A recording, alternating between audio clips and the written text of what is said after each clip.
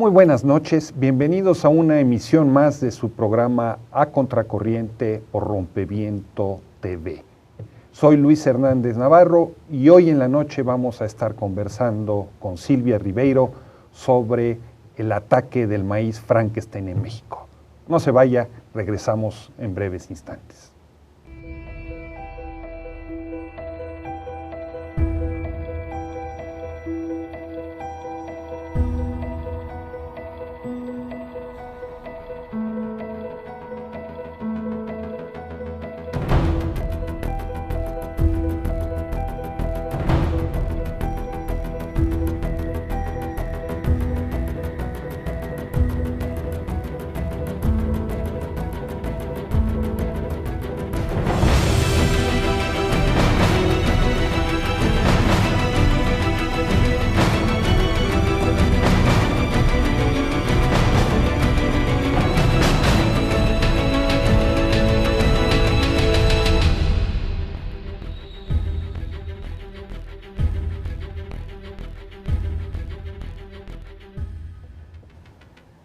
Estamos en la Contracorriente, qué bueno que sigue usted con nosotros. Hoy en la noche vamos a conversar con una invitada estelar, con Silvia Ribeiro. Silvia es directora para América Latina e investigadora del grupo ETC, que significa Erosión, Tecnología y Concentración. Un grupo pionero en los estudios del mundo rural y del análisis de las grandes corporaciones, que puso en la mesa de debate en el mundo, no en México, el problema de los transgénicos. Silvia, muchísimas gracias por estar hoy con nosotros. ¿Qué tal? Un gusto estar aquí con ustedes. Mucho del debate sobre el maíz transgénico en nuestro país tiene que ver con tu trabajo, Silvia. Quizás. No, sí. Silvia ha escrito abundantemente sobre el tema porque ha investigado muchísimo sobre él. Cuando estamos hablando del debate sobre el maíz transgénico en México, Silvia, ¿a qué nos referimos? ¿Dónde está la pelota en estos momentos? ¿Qué está sucediendo? ¿Qué está haciendo el gobierno? ¿Qué está haciendo las empresas? ¿Qué está haciendo la comunidad académica? ¿Qué están haciendo los productores de este país? Tú tienes un panorama bastante claro sobre esta situación. Bueno, primero, para situarlo, digamos, en un contexto global que luego aterriza en México, el maíz es uno de los tres principales bases de la alimentación mundial, ¿no? Eso en todas partes, no solamente aquí en México, aunque en México es el lugar donde hay más consumo humano, y eso significa una serie de cosas. Estamos hablando de esta idea de que se crean grandes culturas y civilizaciones alrededor de cereales. Claro, pero el maíz, además de todas las creaciones agronómicas que ha habido en la historia de la humanidad, es la más impresionante. Digamos, por decir, el arroz, nosotros dos estaríamos hablando de arroz y trigo, como señalas, Oriente, Europa. Sí, exactamente. Sí. ¿Y por qué es la más grande hazaña humana, como la describes en la agronomía? En realidad yo creo que hay muchos de los maizólogos de México que han hablado de esto mismo, pero es muy fascinante para cualquiera, porque si tú te fijas, el arroz y el trigo no son muy diferentes de sus ancestros. O sea, eres más o menos una espiga que tiene granos que luego han sido, digamos, modificados por las comunidades durante miles de años. Pero en el caso del maíz nosotros estamos hablando del teocintle. El teocintle incluso ni siquiera parece una espiga, es casi como un pasto que tiene unos granitos, y de ahí sale esto que nosotros vemos hoy en día, que son mazorcas, en donde hay una variedad inmensa. El maíz se puede cultivar de 0 hasta 1500 metros en el nivel del mar, y antes de que lleguen aquí los conquistadores está desde Alaska, Tierra del Fuego, eso es antes. Y con la conquista, que son los que se lo llevan, digamos, empieza el trasiego a Europa, inmediatamente es adoptado en Europa y en otros continentes, aunque al principio lo adoptan sobre todo como alimento animal y todo. Lo que quiero decir es que lograr que esta mazorca, que tiene tal grado de versatilidad, que tiene tantos usos diferentes, porque no son solo alimentarios, se haga desde este pasto. En ese sentido digo que sí, el maíz es la hazaña agronómica sin ninguna duda más importante de la historia de la humanidad. Estamos hablando de una invención en continuo proceso de cambio que tiene 10.000 años. Claro, se calcula más o menos que tiene unos 10.000 años. De hecho, bueno, los antropólogos han encontrado, para decirlo que algo es centro de origen, es que encuentran el maíz, pero además encuentran sus parientes silvestres, ¿no? Y en este caso el pariente silvestre principal es el teocintle. Eso solamente sucede en México, Guatemala y Nicaragua. Ese es el centro de origen del maíz. Ese es el centro duro, que es donde han encontrado. Nosotros, digamos, donde han encontrado teocintle y al mismo tiempo todas estas diferentes variedades de maíz. Eso quiere decir que han habido comunidades que en muchos lugares diferentes han adaptado y compartido el conocimiento. Y entonces eso es lo que ha hecho que se vayan seleccionando lo que hoy tenemos de maíz, que se supone que hay más de 30.000 variedades en el mundo. O sea, es un bastardo, como lo decía Arturo Barman. Si se le quiere decir bastardo, pero yo creo que es una creación, yo creo que en estas comunidades, bueno, no voy justamente yo a hablar del papel del maíz en un lugar como estamos en México, pero no hay ninguna cultura indígena en México que no tenga una raíz profunda ligada al maíz, ¿no? Unas más, otras menos. En casi todos se comparte, digamos así, la importancia central del maíz. Y bueno, por supuesto, esto de decir que la gente está hecha de maíz habla de la relación mutua. El maíz es una planta que no se puede autosembrar. O sea, el maíz no es solamente un alimento, forma parte de una cultura. El maíz es definitivamente parte de una cultura en donde las culturas que lo crean son creadas también por el maíz, ¿no? Entonces hay una relación mutua permanente, incluso hasta el día de hoy. Hasta el día de hoy, por ejemplo, la sobrevivencia, no la sobrevivencia porque parece que es nada más pasar del límite mínimo, ¿no? Sino la existencia de muchas comunidades de diferentes pueblos indios en México está ligada al maíz en la mayoría de ellas. Es solamente en algunos lugares del norte en donde han optado, digamos así, por otras, pero igual el maíz sigue teniendo una gran importancia. Entonces, lo que quiero decir es que cuando se habla de que tiene un significado cultural, tampoco es justo si lo tratamos de reducir a, bueno, depende de cómo definamos cultura, porque el maíz es la base de la alimentación, pero es la base de la economía, y al tener una economía es lo que le permite a la gente emigrar o no emigrar, es lo que permite que hayan asambleas o no, es lo que permite que se cuide o no se cuide el bosque, pero a su vez todas estas otras cosas también permiten o no que se siembre maíz. Entonces es este entramado de relaciones por el cual nosotros en la Red en Defensa del Maíz decimos que el maíz no es una cosa, es un entramado de relaciones en donde el maíz cumple una parte. Cuando hablamos de maíz no estamos hablando de una sola semilla, estamos hablando de una diversidad de semillas. Sí, no, es muchos diferentes tipos de semillas, incluso muchos diferentes tipos de comunidades, de campesinos y de agricultores. No solo por el color que tienen, si es morado, si es amarillo, si es blanco. No, aunque claro, cada color significa también diferentes capacidades del maíz, iba a decir, diferentes condiciones, usos, diferentes usos, ¿no?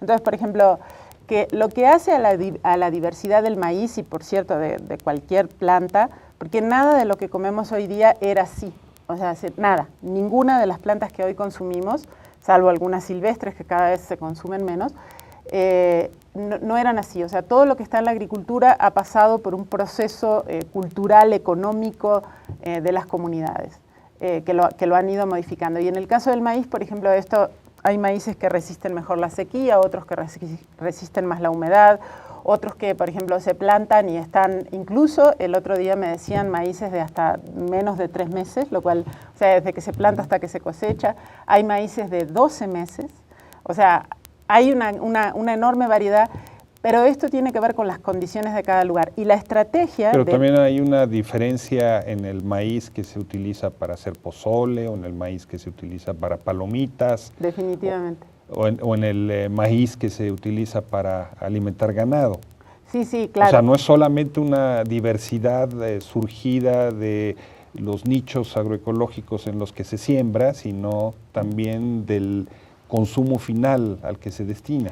Sí, sí, definitivamente. Y el consumo final, como tú dices, o sea, porque hay, por ejemplo, maíces que son mejores para tortillas, hay maíces que se resisten más cuando están almacenados, hay maíces que son más resistentes a ciertos insectos o a ciertas plagas, y entonces, por ejemplo, por eso es lo que hace que en diferentes lugares, en general, todos los pequeños, sean campesinos, sean indígenas, estén en comunidad, o incluso sean hoy en día agricultores medianos, pero que cultivan parte de su propio maíz, tienen una diversidad justamente por eso, porque algunos les sirven para una cosa, otros para otros, unos aguantan más tiempo, otros menos. Y ¿no? Todo eso lo hicieron las comunidades, los pueblos, sin empresas farmacéuticas, sin laboratorios, sin científicos, sin patentes. Exactamente, o sea, lo que hay es una creación colectiva, siempre es una creación colectiva y un compartir el conocimiento, aunque en cada cultura además las semillas tienen un significado, entonces el intercambio no es lo que le llaman el intercambio libre, como si fueran, no sé, canicas o cartas o algo así, sino que siempre está acompañado, digamos, de algo que tiene que ver con lo que se entrega. En muchas culturas, por ejemplo, está integrado a las ceremonias, etcétera, incluso a nuevas gentes. Pero incluso todos los maíces que hoy se llaman, digamos, los maíces, vamos a ponerle entre comillas, mejorados, porque no necesariamente son mejorados, son más llevados a cumplir ciertas funciones que en general son mucho más estrechas. Este tipo de maíces, todos estos se basan en esta creación colectiva de 10.000 años y que además tiene su centro en México y Mesoamérica, digamos, ¿no? Es desde aquí que sale y que, como digo, o sea, ha llegado a ser uno de los 3 alimentos fundamentales. Hoy en día hay países africanos en donde el consumo de maíz es tan alto como en México, por cabeza, ¿no? Toda esta explicación, Silvia, surge de mi pregunta original. ¿Qué está pasando en el terreno de la disputa alrededor de si sembrar o no maíz transgénico en México? Claro, como el maíz, justamente, ¿qué pasa? Que además de todos estos valores que nosotros le estamos dando, es una de las principales mercancías agrícolas del mundo, justamente por estar tan imbricado en la alimentación, no solo humana, sino también animal, y también como sustancia procesada, ¿no?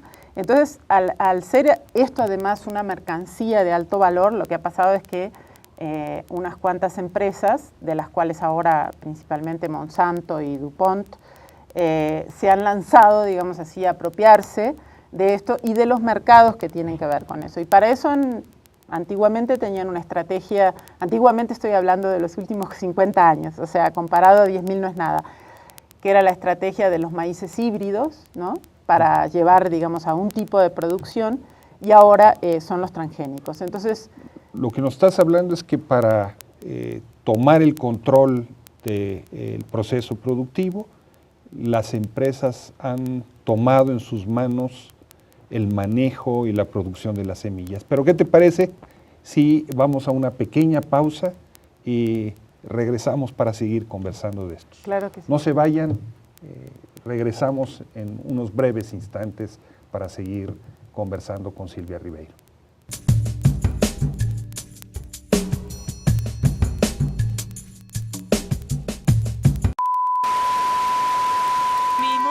En 1996, una caravana de Televisa recorre la Calzada de los Misterios. Es el año en que el abad de la Basílica ha decretado que Juan Diego no existe. Así comienza la historia de mi novela La Nación TV, la novela de Televisa. ¿Cuál es la historia de Televisa, no solamente en su relación con el poder político y el económico, sino incluso a nivel de las oficinas? ¿Qué pasaba en los foros? No existe una sola historia de Televisa, sino varias de sus versiones. Nación TV, que es una novela que yo hice, cuenta una de las posibles versiones de la historia de esta televisora durante 50 años. Está publicado por Grijalvo y ya lo pueden ir a comprar.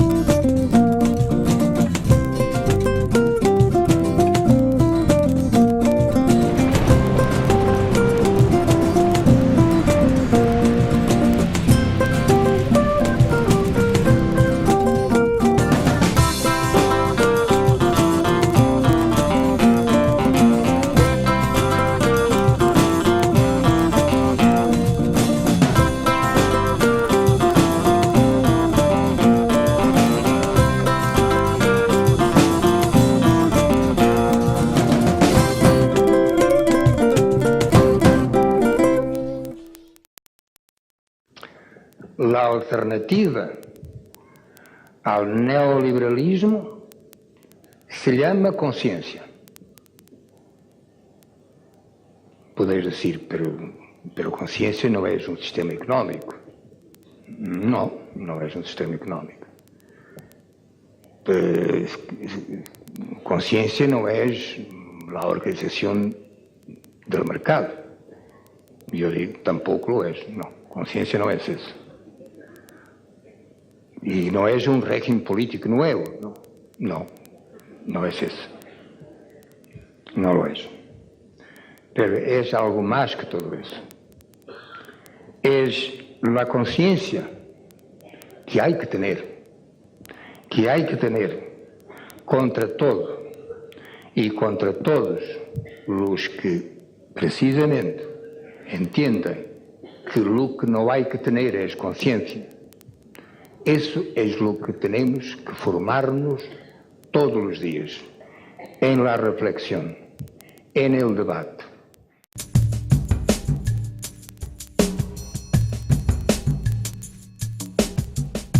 Estamos de vuelta en La Contracorriente conversando esta noche con la investigadora Silvia Ribeiro sobre el ataque del maíz Frankenstein. Todavía no llegamos a explicar por qué maíz Frankenstein, pero antes de irnos al corte, Silvia, nos explicabas cómo las grandes empresas semilleras se han venido apropiando de la producción de semillas para tener el control del proceso productivo. Otros, simultáneamente, para despojar a los campesinos, han avanzado sobre la tierra, han avanzado sobre el agua. La semilla sería el tercer vértice de este triángulo, ¿no? Y nos decías en tu explicación que un paso en este proceso fue la producción de semillas híbridas, ¿no? Y ibas hacia la producción de los transgénicos. Bueno, lo que sucede, digamos así, es de que en esta primera estrategia de semillas híbridas todavía las empresas que hoy controlan realmente la producción de transgénicos no tenían una presencia tan fuerte. ¿Qué empresas son esas? Hay 6 empresas en el mundo que controlan todos los transgénicos, que son Monsanto, DuPont, Pioneer, se lo conoce acá, Syngenta, Bayer, BASF y Dow Chemicals. Entonces esto mismo nos habla, digamos así, de que todas ellas son empresas de productores de químicos. De hecho, conservan su nombre original. Son empresas que hace más de 100 años que producen químicos y no cualquier químico. Producen tóxicos y luego entran en los agroquímicos o los agrotóxicos, como se le dice en algún lado. Lo que sucede es que el maíz como mercancía es de alto valor. Pero además, los que fabrican transgénicos, en realidad seguimos hablando después de casi 20 años de transgénicos de 4 cultivos: soja, soya, algodón, canola y maíz. Básicamente. ¿No? Básicamente. Y maíz es la segunda, entonces la primera es la soya.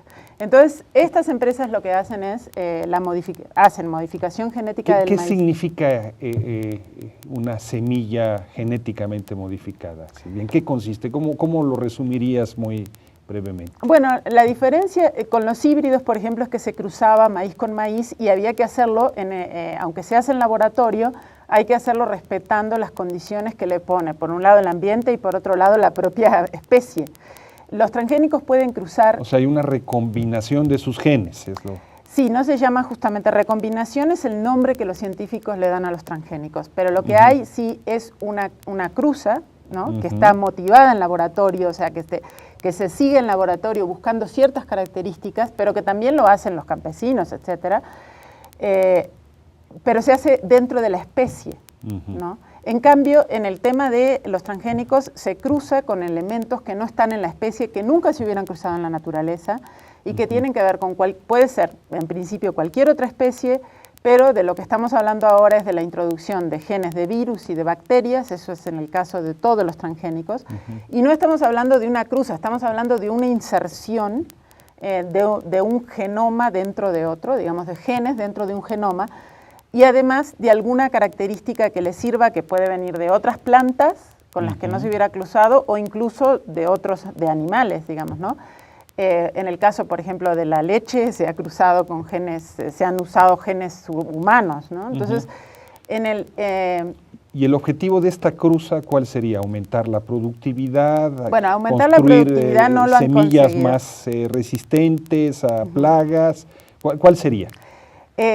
Su objetivo se supone que es insertarle, por ejemplo, características que sean resistir a un químico, ¿no?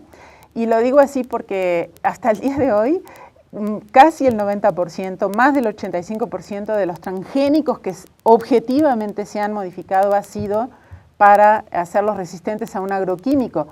No nos olvidemos que las empresas que compraron las semilleras en los últimos 20 años y además las que controlan el 100% de los transgénicos son todas fabricantes de agrotóxicos. Entonces lo que hacen es hacer la semilla, modificarla, manipularla para que resista a los herbicidas, a los plaguicidas. Esto es porque, por ejemplo, antes cuando se plantaba soja, maíz, para poder echarle químicos había que esperar a que tuviera cierto tamaño y además no echarle tanta cantidad porque la soja y el maíz son plantas, entonces se mueren.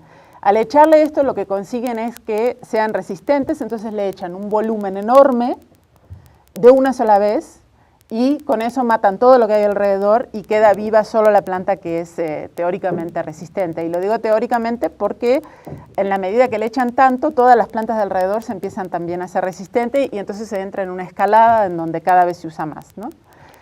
Y en toda esta diversidad que hay de semillas, ¿cuál es el inconveniente en que exista una más? ¿Qué implica? No se enriquece, Claro. no ha avanzado así la producción de alimentos en la humanidad. No, justamente porque en el caso de los maíces, incluso de los híbridos, hay una limitación que es las limitaciones que ha colocado la evolución, la coevolución con el resto de la naturaleza. Entonces son genes de la propia especie. En cambio acá se salta esto y lo que sucede es que es una planta que por varios motivos no es una opción más. Esto es una de las cosas que dicen las empresas, justamente hacen esta pregunta que tú dices, diciendo es solo una más, hay tantas, usen otras si no quieren estas. Lo primero que pasa es que al hacer esta modificación que no es natural, eso les permite patentar las plantas, porque entonces pasa a ser un invento, es un artificio y por lo tanto cumple lo que serían las leyes de patentes. Y al patentar son su propiedad. Al patentar y hay que pagar por su uso. Hay que pagar a los que se contaminan. Es la primera vez que el contaminado, o sea, la víctima tiene que pagar. A ver, pero ¿qué significa contaminación? Porque estamos hablando de que es una semilla más y dices se contamina, pero ¿qué significa eso? Hay flujo, digamos así, génico, o sea, de la espiga del maíz, digamos, sale polen, ese polen llega a otros campos. Eso se puede hacer en la espiga o puede pasar de que en transportes, etcétera, se mezclen semillas que son transgénicas y crecen en campos para los que no estaban, para los que no se ha firmado un contrato con Monsanto, por ejemplo. Entonces, todo el que sea contaminado o por error o por accidente llega a plantar ese tipo de semilla, las empresas lo pueden demandar diciendo que está usando su propiedad. O sea, una planta de maíz transgénico puede terminar polinizando una que no lo es. Ajá, exactamente. Y en ese caso... Todavía no fabrican preservativos para los maíces. No, no. Aunque sí lo intentan con una tecnología muy peligrosa, que es la tecnología Terminator, que es una tecnología para hacer que la planta germine, sí, pero que luego de fecundar a la otra planta se autoesterilice. Pero eso está prohibido en Naciones Unidas, ese tipo de tecnología. Entonces ellos no. Lo que hace, todas las transgénicos, incluso los que no son de polinización abierta es que el polen se cruza con otras plantas, que es una diferencia, por ejemplo, con la soja, ¿no? Que cae sobre la propia planta. Incluso estas todas llegan a contaminar a otras, o sea, llegan a transmitir estos genes. La diferencia con los híbridos son dos grandes. Una es que no son de la misma especie, y que en el caso del maíz híbrido, pues, son de la misma especie, el maíz de alguna manera lo maneja, vamos a decir, como especie. Estoy hablando biológicamente. Y la otra es que al estar patentados, tienen un gen que es diferente y por lo tanto a las empresas le permite identificarlo. Si pudieran identificar, en el caso de los híbridos, seguramente tratarían de cobrarlo también, pero no pueden porque son genes de la misma especie. En cambio, en el caso de los transgénicos, tienen genes que son foráneos de la especie, y entonces la empresa puede hacer una prueba, fijarse si está contaminado y demandar a los agricultores. Bueno, ¿y ese maíz transgénico, Silvia, se puede sembrar hoy en México? No, en México, digamos, hubo una moratoria justamente porque es centro de origen del maíz. Es decir, una moratoria significa un impedimento para que se produjera el maíz transgénico en el país. Sí, lo que en ese momento se llamaba Comisión Nacional de Bioseguridad Agrícola, y el primer acto que toma, o sea, la primera decisión que toma la CIBIOGEM, que es la Comisión de Bioseguridad y Organismos Transgénicos, esta comisión establece una moratoria. Dice, bueno, vamos a permitir otros transgénicos, que es un problema, pero no maíz, porque maíz, el riesgo de la contaminación, el riesgo que se corre siendo centro de origen del maíz, es un riesgo desproporcionado con respecto a cualquier otra supuesto beneficio. Entonces, hay una moratoria durante 10 años. ¿De qué año a qué año? De 1999 a 2009. Uh-huh. Esa moratoria se abre en 2009 con Calderón, luego de que Bruno Ferrari, que en ese momento, que luego pasa a ser secretario de Economía, pero antes de eso era... ¿Por qué con Calderón? Sí, Calderón fue presidente del año 2006 al 2012. Es que es Calderón... Quien en el año 2009 que abre la moratoria, o sea, rompe la moratoria. Ajá. Y eso lo hace luego de que... Y dices, Bruno Ferrari que fue funcionario Secretaría de Economía, ajá, y que había sido al mismo tiempo funcionario al servicio de ProMéxico. Pero anteriormente a eso él era funcionario de Monsanto. O sea, él era un ejecutivo de Seminis, y luego Monsanto compra Seminis, que era una transnacional con origen en México, y una semillera, y él permanece como funcionario de Monsanto. Este funcionario de Monsanto, que luego pasa a ocupar varios cargos en el gobierno de Calderón, como si fuera una puerta giratoria, que además es lo que define a Monsanto en casi todos los grandes temas en los que se ha movido, es el de las puertas giratorias, o sea, el de gente que... Entonces pone gente en los gobiernos. Bruno Ferrari concierta una reunión entre Calderón y el presidente mundial de Monsanto, en donde Monsanto le dice, hay que terminar con la moratoria al maíz transgénico en México, y Calderón viene, le promete eso, y viene aquí y libera, digamos, la plantación experimental de maíz. A partir de entonces se genera una gran resistencia, ya la existía desde antes, Ajá. Una gran resistencia social en México, y social quiere decir a nivel de las organizaciones, de los científicos, incluso de los intelectuales, de los artistas, y yo creo que también habrá parte, digamos, de los políticos, aunque son los que han actuado más débilmente en este tema, digamos, ¿no? Entonces, estamos en un momento en el que por intermediación de Bruno Ferrari, antiguo funcionario de Monsanto, se permiten siembras experimentales de maíz en México. ¿Qué te parece si vamos a una pausa? Ya nos explicaste con mucha claridad en qué consiste el maíz Frankenstein, cómo se fabrica, por qué es el maíz Frankenstein, y ahora vamos al regreso a conversar sobre el peligro que se acecha sobre la producción de maíz en nuestro país. No se vayan, amigos, continúen en la contracorriente, regresamos tras una pequeña pausa.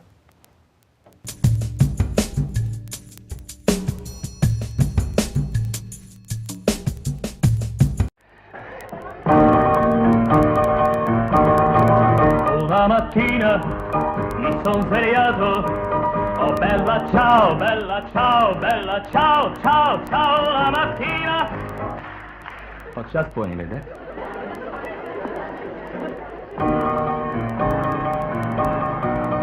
Una mattina mi son svegliato, oh bella ciao, bella ciao, bella ciao, ciao, ciao, la mattina mi son svegliato e ho trovato l'invasore partigiano, portami via, oh bella ciao, bella ciao, bella ciao, ciao, ciao, partigiano, portami via, che mi sento di morire se io muoio da partigiano, oh bella ciao, bella ciao, bella ciao, ciao, ciao, e se io muoio da partigiano, tu mi devi C'è Lucia, Rustizzinada. Oh bella ciao, bella ciao, bella ciao, ciao, ciao, e alla siete, guido Adrianam, Garibaldisti partisan, il tuo fascista, Carazzasadi. Oh bella ciao, bella ciao, bella ciao, ciao, ciao, i pulpista, stavano Orianam, мои друзья из разных стран. Нам будет трудно, я это знаю. О, белла чао, белла чао, белла чао, чао, чао, за свободу родного края мы будем драться до конца. И за свободу родного края мы будем драться до конца. Чао!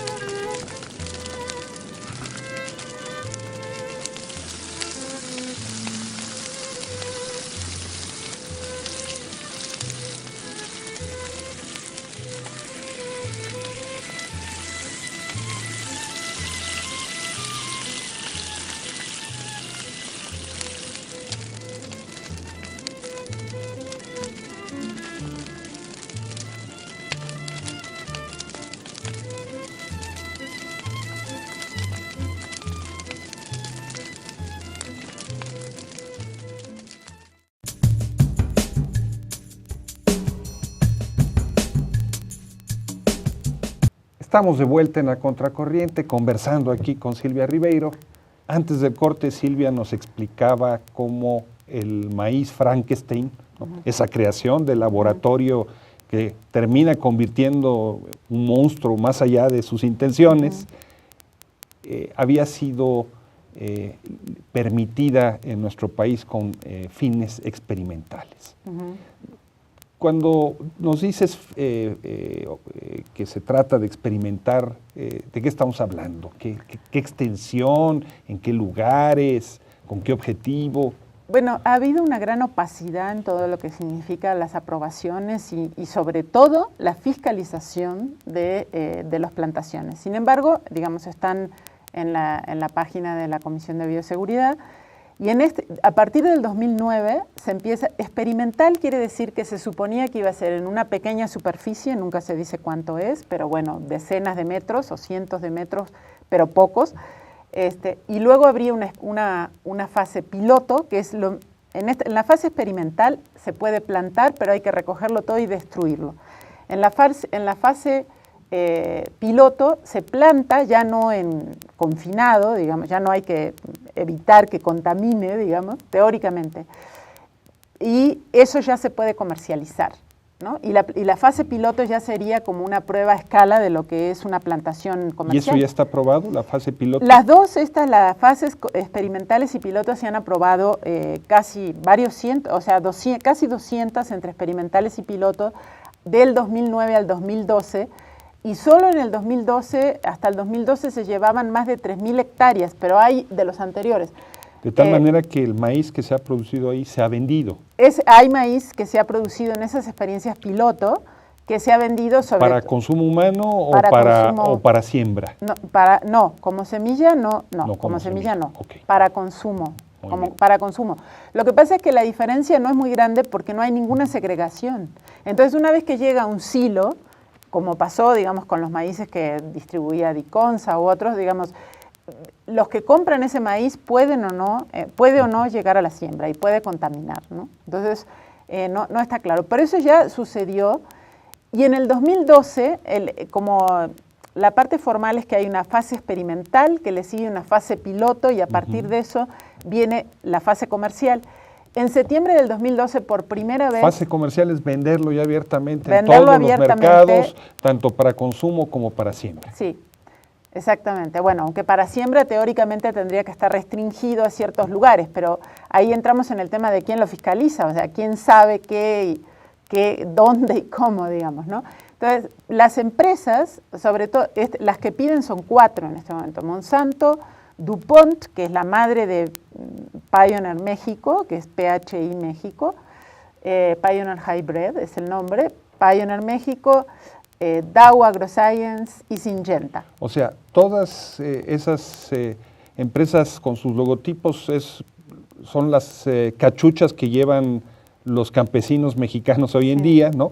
De la misma manera en la que los siervos en la Edad Media llevaban una especie de sombreros que indicaban la casa del señor al que servían. Ahora están sirviendo a estas empresas agroindustriales. Exactamente, y es peor aún porque incluso instituciones públicas como el INIFAP prestan sus campos para hacer experimentos de estas empresas, ¿no? Bueno, ¿y esta fase comercial está ya aprobada o no está aprobada? Esa fase comercial nunca se aprobó porque al momento que se solicita hay una enorme movilización nacional e internacional de todos los sectores posibles e imaginables. O sea, realmente todo, desde campesinos, estudiantes, ¿una movilización para qué?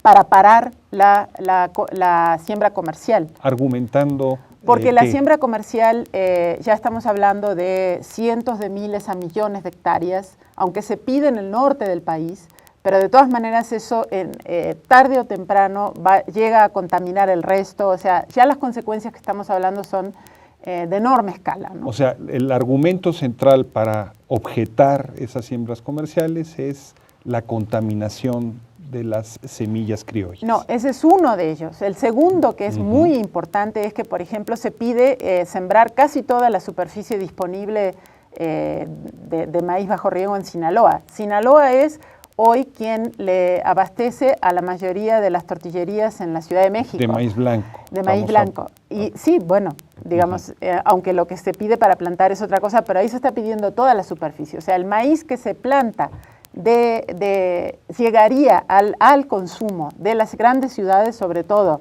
de la Ciudad de México, de Monterrey, de Jara, en un plazo relativamente corto. Depende justamente cómo van haciendo la sustitución entre un maíz y otro. Entonces eso quiere decir que inmediatamente los consumidores de todas las grandes ciudades de México pasarían a comer no un maíz mezclado, porque ese es un argumento de las empresas. Dicen, ya estábamos importando y ya la gente come maíz transgénico. No es verdad. La mayor parte de la importación de maíz transgénico a México, la mayor parte, no todo, iba para alimento, para forraje. Para maíz amarillo. Para forraje de cerdos, de puercos y de aves. Entonces, por lo tanto, ahora lo que habría sería un cambio en donde ese maíz empieza a llegar directamente a las tortillerías y por tanto a la alimentación. Y México, que es el país del mundo en donde el consumo humano de maíz es más alto en el mundo, empezaría a consumir una cantidad mucho mayor y mucho más concentrada de maíz transgénico, ¿no? Y cuando dices que se organiza una movilización, ¿estás hablando de quién? ¿De campesinos? ¿Estás hablando de indígenas? ¿Consumidores urbanos? ¿Científicos? O sea, la resistencia al maíz transgénico en México, la primera organización que hace algún tipo de actividad es SECAM, el Centro de Estudios para el Cambio en el Campo Mexicano. Eso es, digamos, es a finales de los 90. En ese momento invitan a Vandana Shiva, que es una activista hindú, invitan a otras personas a debatir ese tema. Pero posteriormente, cuando se empieza a descubrir la contaminación del maíz en México, o sea, ya se sabe que aun cuando no esté permitido, ya ha habido contaminación. Que se descubre en Oaxaca. Se descubre en Oaxaca. En ese momento hay una gran movilización, ahí se crea la Red en Defensa del Maíz. La Red en Defensa del Maíz es una de las organizaciones que abarca, sobre todo, digamos, los que están dentro de la red son sobre todo organizaciones campesinas, comunidades campesinas y también muchas organizaciones no gubernamentales como ETC, como SECAM, como GREI y otras. Luego más tarde salen otras formas de resistencia también de organizaciones ambientalistas, de algunas organizaciones campesinas y además la unión de científicos comprometidos con la sociedad. ¿Qué es la UCS? La UCS es una asociación de científicos que creen que se debe hacer una ciencia comprometida con el interés público, con lo que pasa realmente en México. Y la UCS se forma posteriormente y tiene un programa sobre agricultura y alimentación que empiezan a hacer trabajo sobre el maíz transgénico y que les toma más tiempo, pero que, por ejemplo, cuando se intenta liberar experimentalmente, ya todos estos actores se manifiestan contra la liberación experimental y frente a la amenaza de liberación comercial se movilizan todos, incluso también el movimiento urbano popular, por el tema, digamos, de que son los que compran estas tortillerías. O sea, los habitantes de las colonias pobres populares de México, de que son los que compran además de las tortillerías, ¿no? O sea, son los que compran estas tortillas, pero también el movimiento 132, movimientos estudiantiles, etcétera. Entonces, pero también a nivel internacional hay campañas de cartas, hay una gran preocupación. ¿Quién la impulsa? ¿Quién promueve? ¿Por qué estar preocupados fuera de México sobre este problema? Bueno, porque México es centro de origen del maíz. Dentro de Naciones Unidas hay además cláusulas, por ejemplo, en el Convenio de Diversidad Biológica, que dicen que la contaminación dentro del centro de origen, no usan la palabra contaminación, que el tema de los transgénicos debe tratarse con extrema precaución en los centros de origen, ¿no? Y entonces es el caso típico. No hay además en el mundo otro caso en donde se haya sembrado transgénicos en centro de origen, porque no se ha logrado el arroz en Asia, ha habido una enorme resistencia con la berenjena en India, que solo es un caso, se aprobó en Bangladesh, pero es mínimo, y China y Japón no permiten que se siembre soja en China y Japón, que es algo que la gente no sabe. O sea, ellos pueden importar, pero dicen acá no. O sea, hasta ellos saben de que no se puede hacer en centro de origen. El único país que le abre las puertas desde el gobierno a las empresas para contaminar el centro de origen de un cultivo fundamental para la alimentación del país y del mundo es México. No hay otro caso. Estamos entonces hablando del gran movimiento que se organiza dentro y fuera del país en resistencia de la siembra comercial del maíz Frankenstein. Vamos a una pequeña pausa, Silvia, y a nuestro regreso te pediríamos que nos comentaras qué está sucediendo hoy en día, que fue nuestra pregunta original sobre la que hemos tenido que dar un pequeño rodeo para llegar ahí. No se vayan, continúen con nosotros, regresamos en unos breves instantes.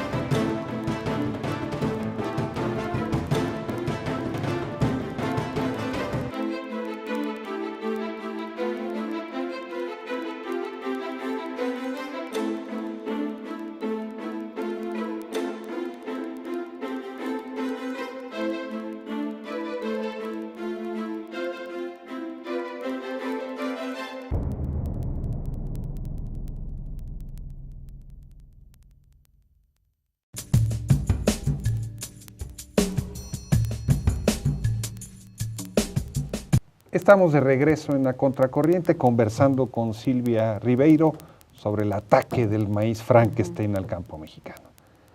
Silvia, nos conversabas, nos platicabas la resistencia que se ha venido articulando en torno a impedir los permisos comerciales. Sí. Pero al mismo tiempo se nos habla de que México tiene un problema de hambre y el maíz transgénico sería la solución para el hambre. Y hay formalmente estados que han declarado, aprobado legislaciones que según esto impedirían la siembra del maíz transgénico. Es el caso de Tlaxcala, como decíamos. ¿Qué te parece a ti? ¿Se está avanzando en este terreno? Bueno, con estas leyes, como la ley estatal de Tlaxcala, absolutamente no, digamos. ¿No? ¿Es no? No, en ese caso no, porque además incluso la ley, estas leyes que se aprobaban, por ejemplo, en Tlaxcala y otra que fue copiada de esa en Michoacán, lo único que en realidad suponen, digamos así, se supone que la intención era que crearan, digamos, una prohibición, pero en realidad no es así, lo permiten, pero además de permitirlo, introducen otra serie de cosas como el registro de semillas campesinas y todo que tiene muchos otros daños, digamos, ¿no? Que vienen juntos. De todas maneras, en este momento... O sea, no todo lo que brilla es oro. Para nada. Es muy paradójico, digamos, pero en este momento sí está parado las siembras comerciales, experimentales y piloto, no las que estaban aprobadas hasta octubre del 2013. Pero toda la movilización y las protestas que se hicieron desde que se anuncia la siembra comercial en 2012 hasta un año después paran que se apruebe ninguna otra. Además es un año de elecciones, etcétera. Entonces el costo era alto, digamos, ¿no? Y seguramente había muchas otras cosas también en México pasando. Lo cierto es que debido, digamos, a esta protesta, este tema queda como en el congelador hasta que en octubre del 2013 se aprueba una demanda que se hace por una acción colectiva, que es una figura jurídica nueva, en donde 53 individuos que están representados por Adelita San Vicente de Semillas de Vida, consiguen que se paralice, digamos, la aprobación de las nuevas, de las que estaban pendientes y las nuevas. Entonces, hasta este momento hay... O sea, tramitan un amparo. Transmiten, es algo más complejo que un amparo, pero básicamente es un amparo en donde nadie conoce, salvo los jueces y las empresas y el gobierno, el texto exacto de la demanda, solo los demandantes, supongo, porque no se ha compartido. Pero lo que se dice es, digamos, de que se hace en función de proteger los intereses de los consumidores y de la biodiversidad. Y esta demanda efectivamente consigue que hasta que se debata el fondo del tema, se suspenda, ¿no? Eso es algo que es muy positivo porque consigue parar. En este momento hay 87 solicitudes piloto experimentales y comerciales esperando, y solo las comerciales, que son 14, cubrirían 6 millones de hectáreas, digamos, ¿no? Aunque están pedidas sobre el mismo polígono, pero se pide para un total de 6 millones de hectáreas en los estados del norte. Entonces, es grave, es muy grave. Ahora, por suerte, digamos, o algo más que suerte, en este momento está suspendido. Nosotros queremos creer que además de la demanda en sí, que ha sido contestada con más de 50 apelaciones y en este momento se lleva en 5 tribunales, además de la demanda en sí, creemos que todo lo que fue la protesta social ha sido fundamental.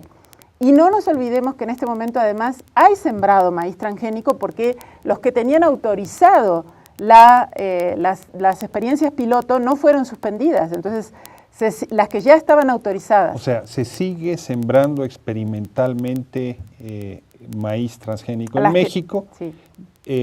Están detenidas por lo pronto las nuevas. Están frenadas por lo pronto las comerciales, pero no hay una solución todavía de fondo. No hay una prohibición expresa para hacerlo. No lo hay en absoluto. Es una suspensión hasta que, como decía, hasta que se vea el fondo, digamos así, de la demanda. ¿Y el gobierno federal qué dice a esto? Bueno, el gobierno federal realmente ha tenido como dos líneas, pero las dos son terribles, digamos, a mi manera de ver en todo lo que es ¿Una el mala tema. y otra peor? Sí. La terrible es que la propia Semarnat y la Zagarpa, o sea, Medio Ambiente y Agricultura, contestan esta demanda diciendo que ellos quieren seguir adelante con el proceso, aunque no contestan el fondo, piden su derecho a seguir a espaldas de la sociedad y de la enorme cantidad de protestas, a seguir el trámite, eso de parte del gobierno. Y la otra parte es de que ellos siguen, digamos, diciendo que esto se lo tienen que definir por criterios científicos. Eso es muy paradójico porque los criterios científicos, hay un dossier, o sea, hay todo un informe que prepara la UCS, la Unión de Científicos Comprometidos con la Sociedad, en donde hay una serie enorme de argumentos que ha sido endosada por más de 3.000 científicos, la mayoría de México, que está en la página de la UCS, uccs.mx, en donde muestran claramente, digamos así, de que es un sinsentido y además es un enorme daño económico, ambiental y de salud sembrar maíz transgénico en México, que no tiene comparación con ningún otro lado, aunque muchos de los argumentos se pueden usar en otro lado. Además, esto es todavía más grave porque Monsanto, Syngenta, DuPont, todos ellos tienen maíz híbrido, que podrían vender como están haciendo en Europa, porque Europa les congeló toda siembra y venta de maíz transgénico en este momento. En Europa está prohibida la producción de maíz transgénico. En 12 países está prohibido. Y en la Comisión Europea en general está paralizado cualquier discusión hasta fines del 14 y no se permite. Solo España, Portugal y la República Checa siembran en un porcentaje que es mucho menor al 1% del volumen de maíz sembrado en Europa. Y Europa no es un país, digamos, Europa tiene una enorme producción de maíz, aunque no sea la mayor del mundo, pero tiene una gran producción. Y de todas maneras Europa no lo quiere ni importado ni de otra manera, aunque sí lo está permitiendo para importación, pero no para siembra, no para grano. México, que es el centro de origen, podría hacerlo, digamos, de la misma manera, ya sin entrar en para qué o no producir ese tipo de maíz. Pero se podría hacer como lo argumenta muy bien el doctor Turrent, que es de la UCS, que es agrónomo. Entonces dice, bueno, es que se podría incluso aumentar la producción sobre la base de usar maíz híbrido, pero el maíz transgénico no va a aumentar la producción, porque el maíz transgénico no aumenta la producción. En el mejor caso, el maíz transgénico produce lo mismo que los híbridos, y en las zonas donde las empresas piden sembrar, ya está sembrado maíz híbrido. Entonces, la lógica de la productividad es falsa.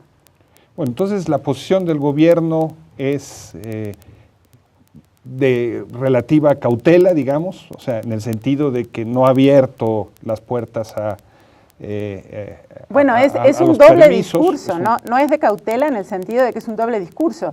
Es de cautela frente a que desde Naciones Unidas el Convenio de Diversidad Biológica le envió una carta a pedido de las organizaciones, por ejemplo de la mía y otras, de la Vía Campesina Internacional y otras, de qué va a hacer con el tema del centro de origen del maíz. Es una respuesta a las protestas y además está paralizado por la demanda, pero su verdadera política se expresa en que las organizaciones, las instituciones a cargo han apelado contra la demanda, ¿no? El año pasado, Silvia, nos enteramos que Bill Gates y Carlos Slim habían anunciado una donación de recursos significativa, a lo mejor para el tamaño de sus bolsillos no es mucha, pero destinada a la investigación sobre semillas en el caso mexicano.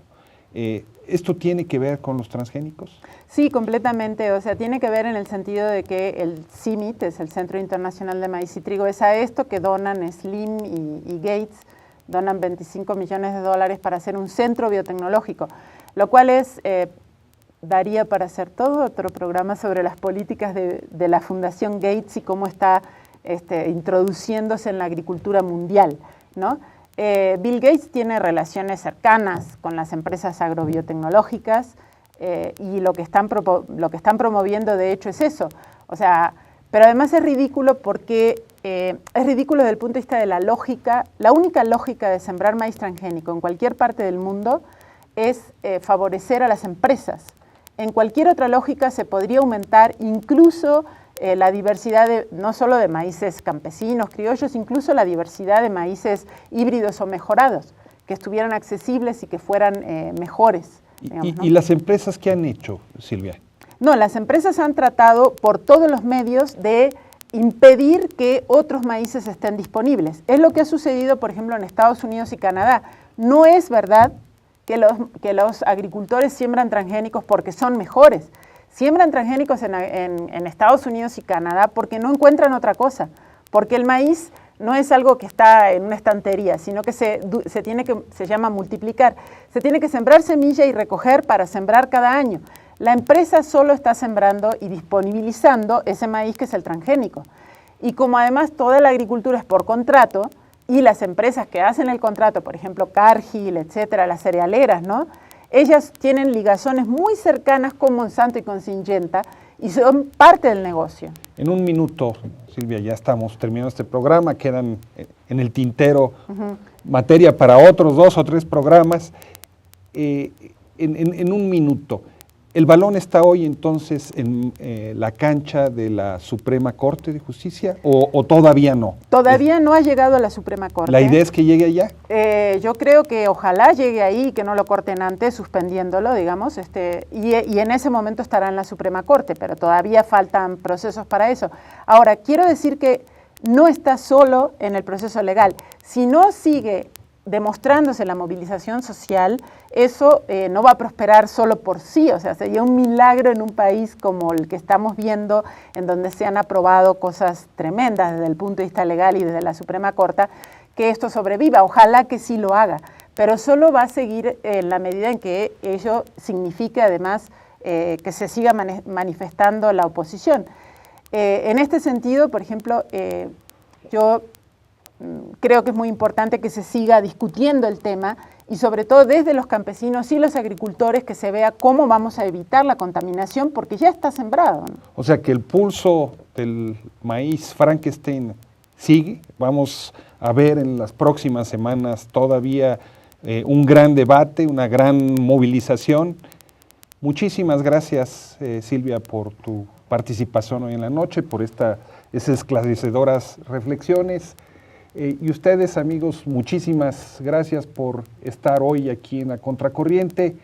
Y ya lo sabe, no se vaya, a continuación sigue lo que Rompeviento se llevó con la esclarecedora y atinada conducción de Jesús Taylor.